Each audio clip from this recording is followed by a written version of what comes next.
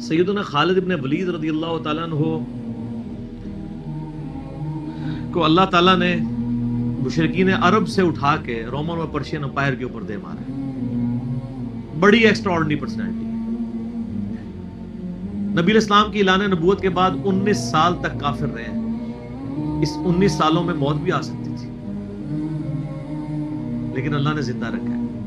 حتیٰ کہ غزوہ احد کے موقع پر نبی علیہ السلام کے جو 4 دانت شہید ہوئے ہیں جو بخاری مسلم میں آتا ہے حضرت خالد بن ولید کی وجہ سے ہوئے ہیں. انہوں نے وہ جب درہ چھوڑ دیا تھا عبداللہ ابن جبیر اور باقی ان کے ساتھیوں نے, عبداللہ ابن جبیر نے تو نہیں چھوڑا تھا, چند ساتھیوں نے, تو یہ پیچھے سے آگے حملہ آور ہوئے اور نبی علیہ السلام کی بددعائیں ان کے لیے اس موقع پہ.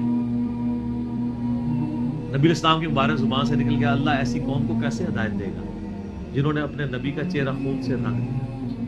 تو سورہ ال عمران میں جہاں پہ صحابہ کرام کو اللہ تعالیٰ نے گرفت کی ہے نا 60 آیات میں کہ غزوہ احد پہ تم نے یہ غلطی کی, پھر اینڈ پہ معاف بھی فرما دیا. پہلی گرفت نبی علیہ السلام پہ آئی ہے لیس لک من الامر شیء. نبی آپ کو تو کوئی اختیار نہیں, اللہ چاہے ان کو ہدایت دے دے. ہوئے ہوئے ہوئے ہوئے, اور اسی کو ہدایت بھی مل گئی. اسی پیگن کو اللہ نے اٹھایا ہے. پیگن انگلش میں کہتے ہیں بت پرست. آپ گوگل پہ جا کے لکھیں حضرت خالد بن ولید کا تعارف کہ ایک عرب کا پیگن اللہ نے اٹھا کے اسے رومن اور پرشین امپائر لٹوا دیا. پھر 19 سال تو کفر میں گزرے ان کے, اسلام میں ان کے 19 سال نہیں گزرے سر, بمشکل 10-11 سال. لیکن انہوں نے اپنے 19 سالوں کے بھی سارے گناہ دھلوا دیے. جو کچھ کیا پھر اور جو کچھ اللہ نے ان سے کام لیا. یہ ایک الگ سے تلخ حقیقت ہے کہ سیدنا خالد بن ولید سے نبی علیہ السلام کے مبارک زمانے میں بھی اور بعد میں بھی بحیثیت انسان کچھ غلطیاں ہوئی ہیں. بخاری مسلم میں رپورٹ ہوئی ہیں. لیکن کسی شخص کی چاند ایک غلطیوں سے اس کا پورا پلڑا ادھر کا ادھر نہیں ہو جاتا. اللہ بھی قیامت والے دن نیکیوں اور برائیوں کو تولے گا. نیکیاں زیادہ ہوں گی تو پھر اس کو یہ نہیں کہا جائے گا کہ یہ تو نے اتنی بڑی برائی کیوں کی تھی, پھر وہ پاس ہو چکا ہے. چاہے کسی ایک سوال میں اس کے 0 نمبر بھی آئے ہوئے, پاس ہو چکا تو اس کا تانا بھی نہیں دیا جائے گا, نیور. تو 2-4 واقعات کو لے کے اس طریقے سے کسی بندے پہ چڑھائی کرنا یہ بالکل زیادتی والی بات ہے. سیدنا خالد بن ولید سیف اللہ ہے, اس میں کوئی شک نہیں ہے. صحیح بخاری میں جو یہ حدیث کہتے ہیں نا, یہ حدیث بڑی مشہور ہے. غزوہ موتا کے موقع پر آپ کو پتا ہے نبی علیہ السلام نے رومن امپائر کی طرف اپنا ایک ایلچی روانہ کیا تھا, خط بھیج کے. اس ایلچی کو قتل کر دیا گیا تھا اور اس وقت ایلچی کا قتل اعلان جنگ ہوتا تھا. تو نبی علیہ السلام نے ایک لشکر روانہ کیا زید بن حارثہ کی قیادت میں. نبی علیہ السلام کے منہ بولا بیٹا جس کا نام قرآن میں, واحد صحابی جس کا نام قرآن میں زید. لیکن ساتھ ہی آپ نے فرمایا, صحیح بخاری میں الفاظ ہیں کہ اگر زید فوت ہو جائے, مسند احمد میں ڈیٹیل موجود ہے انہی الفاظ کے ساتھ, کہ زید فوت ہو جائے تو جعفر کو اپنا امیر بنا لینا. جعفر فوت ہو جائے, شہید ہو جائے, تو پھر عبداللہ بن رواحہ کو بنا لینا. اگر وہ بھی شہید ہو جائے پھر تو اپنی مرضی سے کسی کو امیر چن لینا. یہ مسند احمد میں ہے. بخاری میں الفاظ ہے کہ صحابہ کرام کہتے ہیں نبی علیہ السلام مدینہ شریف میں تھے اور آپ علیہ السلام کی آنکھوں سے مسلسل آنسو رواں تھے اور آپ نے کہا کہ میرے زید کو شہید کر دیا.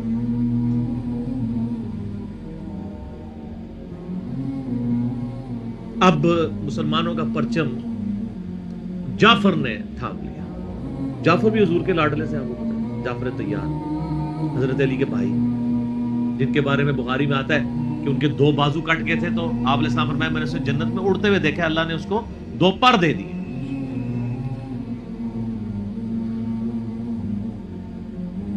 نجاشی کے دربار میں انہوں نے ہی, آپ کو پتہ سورہ مریم پڑھی تھی,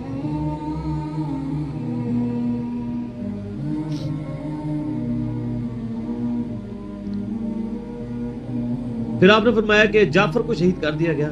اب عبداللہ ابن رواحہ نے پرچم تھام لیا, پھر آپ نے فرمایا اسے بھی شہید کر دیا گیا. پھر آپ نے فرمایا اب اللہ کی تلواروں میں سے ایک تلوار کو مسلمانوں نے اپنا امیر چن لیا اور میں اللہ سے امید کرتا ہوں اللہ تعالیٰ اس کے ہاتھ پہ فتح دے اور فتح ہو بھی گئی. یہ بخاری کی جو حدیث ہے نا, اس کے اوپر امام بخاری نے باب باندھا ہے مناقب خالد ابن ولید. حالانکہ اس میں خالد ابن ولید کا نام نہیں تھا، لیکن اس حدیث کے اوپر باب کیا باندھا؟ خالد ابن ولید، کیونکہ وہ سیف اللہ وہ تھے. سیوف من سیوف اللہ، اللہ کی تلواروں میں سے ایک تلوار کے ہاتھ میں جھنڈا آ گیا، اللہ تعالیٰ فتح دے گا، فتح ہو گئی. اس کے 3-4 طریقے بخاری میں، باقی طریق کے اندر نہ خالد ابن ولید کا نام بھی موجود ہے کہ خالد ابن ولید کے ہاتھ میں اب پرچم آ گیا، اللہ نے فتح دے دی. اچھا، اور وہ فتح یہ ہوئی کہ بہت بڑا لشکر سامنے سے آ گیا تھا. حضرت خالد بن ولید اپنے لشکر کو بچا کے واپس لے آئے. ایک غزوہ موتا تھا، اور صحیح بخاری میں آتا ہے کہ 9 تلواریں حضرت خالد کے ہاتھ میں ٹوٹی تھیں اس دن. 9 تلواریں اس جنگ کے اندر. واپس آ گئے. پھر بعد میں خیر وہ ایک رومن امپائر والا پھر یرموک پہ جا کے کنکلوژن ہوئی نا. یہاں پہ بخاری میں الفاظ ایک طریق میں خالد بن ولید ہیں، دوسری میں سیف اللہ، اور امام بخاری نے باب بھی باندھ دیا تو سیف اللہ ثابت ہو گیا. اسی حدیث کا جو طریق مسند احمد میں ہے اس میں الفاظ ہیں اللہ کی تلواروں میں سے ایک تلوار خالد ابن ولید. جامعہ ترمذی میں ایک حدیث صحیح سند کے ساتھ ہے کہ نبی الاسلام کے سامنے سے حضرت خالد ابن ولید گزرے تو آپ نے فرمایا کہ خالد بن ولید کتنا نیک بندہ ہے اللہ کا، اللہ کی تلواروں میں سے ایک تلوار ہے. آپ دیکھیں جس شخص کے لیے نبی الاسلام کی مبارک زبان سے بددعا نکلی، اسی مبارک زبان سے ان کو اللہ کی تلوار کا قرار دے دیا گیا. ذالک فضل اللہ یؤتی من یشاء، یہ اللہ کی بے نیازی ہے. آپ تو کسی ایسے شخص کو معاف بھی نہ کرتے جس کی وجہ سے نبی کے 4 دانت شہید ہوئے. اللہ دیکھیں کیسے کیسے مجرمین کو معاف کر کے کس ایپیکس پہ فائز کر دیتا ہے، بندے نہیں معاف کرتے. اس طریقے سے صحیح بخاری میں حدیث ہے، حضرت عبداللہ ابن عباس کہتے ہیں کہ مجھ سے سیف اللہ خالد ابن ولید نے خود یہ حدیث بیان کی.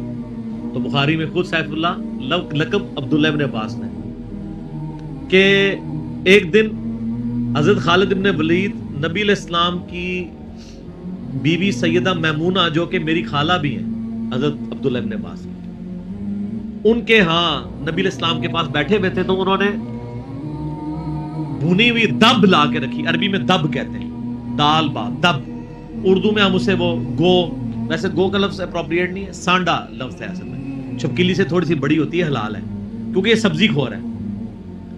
ہاں یہ سبزی خور ہے، عربی بڑے شوق سے کھاتے ہیں. یہ گو دب کہتے ہیں. آپ یوٹیوب پہ بھی دب لکھیں نا تو پوری عربیوں کی ویڈیوز کھل جائیں گی. دب لا کے رکھی گئی بھنی ہوئی. تو حضرت خالد بن ولید کہتے ہیں میں بڑے شوق سے کھانا شروع کیا اور حضور مجھے بڑے دیکھ رہے تھے ایسے، وہ اتنے ذوق و شوق سے کھا رہے تھے. تو میں نے کہا یا رسول اللہ آپ بھی؟ تو آپ فرمایا کہ میرے علاقے کی غذا نہیں ہے، میں نہیں کھاتا، یعنی حرام. ان کا یا رسول اللہ کیا حرام ہے؟ آپ فرمایا حرام نہیں ہے، مجھے پسند نہیں ہے. اس سے یہ بھی بات پتہ چلی کہ اگر کسی کو کوئی رزق پسند نہ ہو تو اس میں کوئی گناہ اور عیب والی بات نہیں ہے. یہاں تو کہتے ہیں جس کو کدو پسند نہیں ہے اس کی گردن اتار دو. کہنا نا قاضی ابو یوسف کی طرف ایک جھوٹا واقعہ مشہور کیا ہوا ہے. وہ اللہ نے یعنی اتنی چیزیں اس لیے بنائی ہیں نا، کسی کو ایک چیز پسند ہوگی کسی کو دوسری، تو اس میں بھی سیف اللہ کے الفاظ ہیں. اس کے علاوہ صحیح مسلم میں ایک حدیث ہے، آپ کو پتا ہے ذوالخویسرہ التمیمی نجدی خبیث جس نے کہا تھا اے محمد اللہ سے ڈر اور انصاف کر. بخاری مسلم دونوں میں آتا ہے. تو آپ فرمایا اگر میں انصاف کرنے والا نہیں تو کون ہے؟ تو وہاں پہ الفاظ ہیں مسلم شریف میں، یہ بخاری میں بھی حدیث ہے، مسلم کے الفاظ ہیں کہ حضرت عمر فاروق رضی اللہ عنہ کا یا رسول اللہ اجازت ہے میں اس منافق کی گردن اڑا دوں.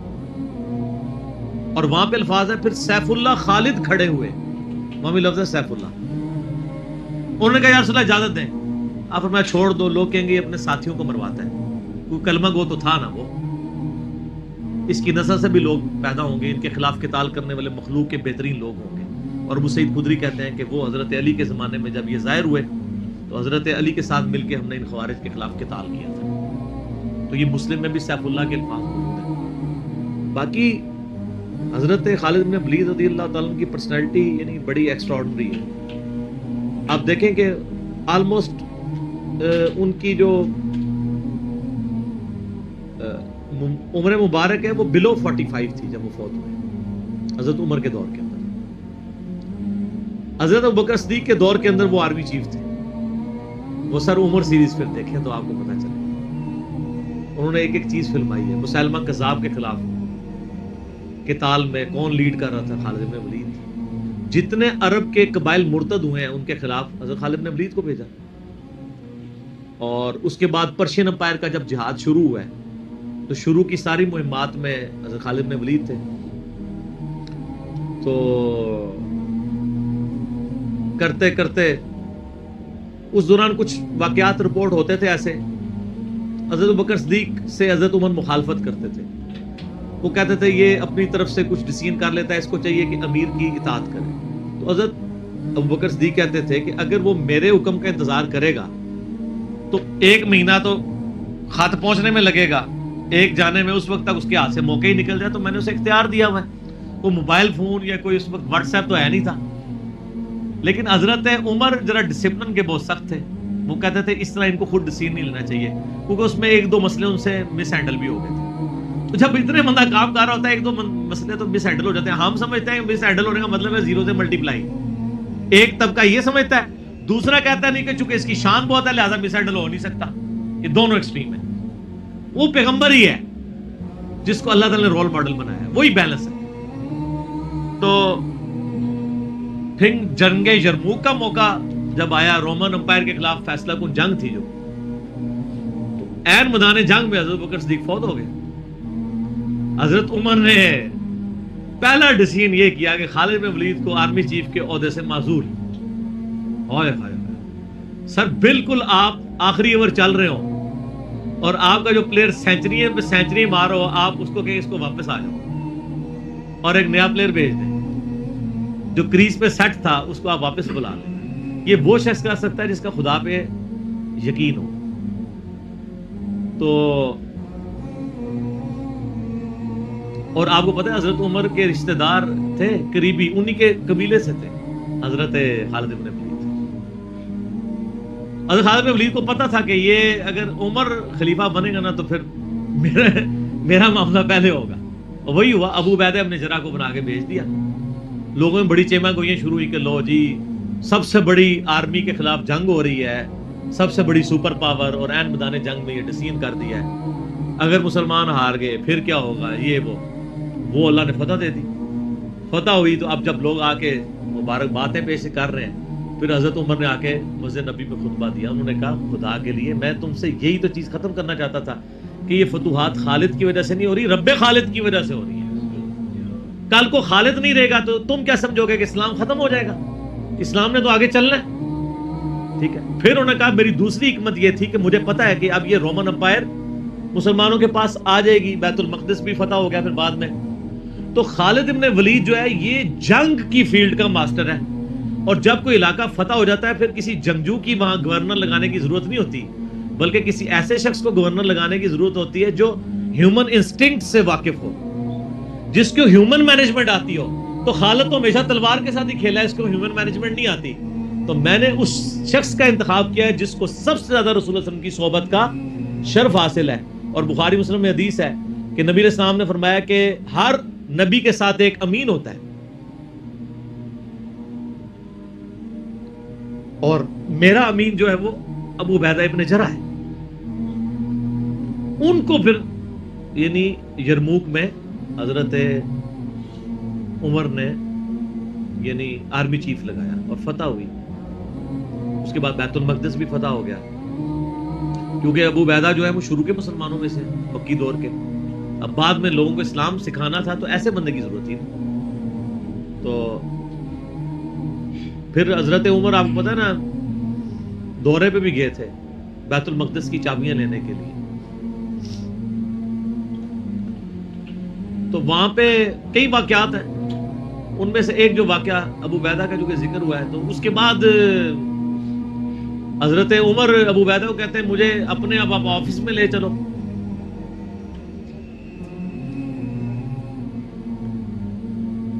دنیا کی سب سے بڑی سپر پاور فتح کی ہو جس بندے نے, آپ سمجھیں کہ ایک بندے نے امریکہ فتح کیا ہے, کسی جنرل نے, واشنگٹن ڈی سی میں اس کا آفس تو ہونا چاہیے.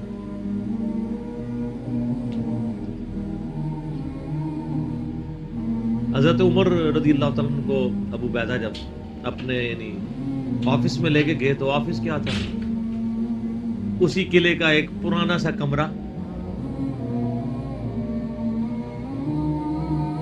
جس کے ایک کونے کے اوپر مصلی بچھا ہوا ہے، ایک وضو کی جگہ ہے، لوٹا پڑا ہوا ہے. یہ کل کائنات ہے. اس آفس کی جو سب سے بڑی سپر پاور کو جس بندے نے گرایا، ابو عبیدہ ابن جراح نے. حضرت عمر رضی اللہ تعالیٰ عنہ کی آنکھوں میں آنسو آ گئے. انہوں نے فرمایا کہ دنیا نے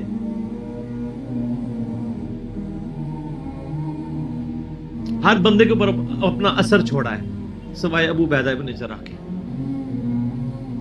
دنیا سے شکست نہیں دے سکی. دنیا سے مراد دنیا کی محبت. ہر بندے نے اپنا حصہ لے لیا. اس لیے آپ کو پتا ہے نا کہ حضرت عمر اپنے دور خلافت میں ابو عبیدہ ابن جراح کو بار بار خط لکھتے رہے کہ آپ ادھر آ جائیں، کیونکہ حضرت عمر چاہتے تھے کہ میں اپنے بعد کو خلیفہ نامزد کروں، اس لیے کہ وہ امین الامت ہے.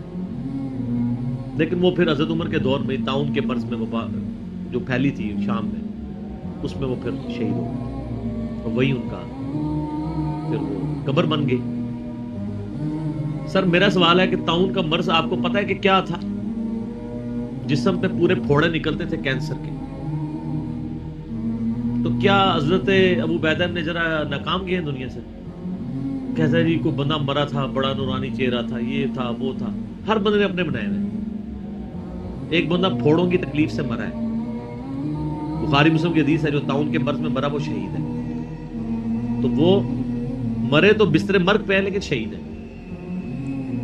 اور دوسری طرف خالد بن ولید آپ دیکھ لیں، سینکڑوں جنگوں میں حصہ لیا انہوں نے، کسی ایک جنگ میں شکست نہیں کھائی. حتیٰ کہ جو کافروں کی طرف سے بھی غزوہ احد لڑی ہے اس میں بھی ان کو شکست نہیں ہوئی.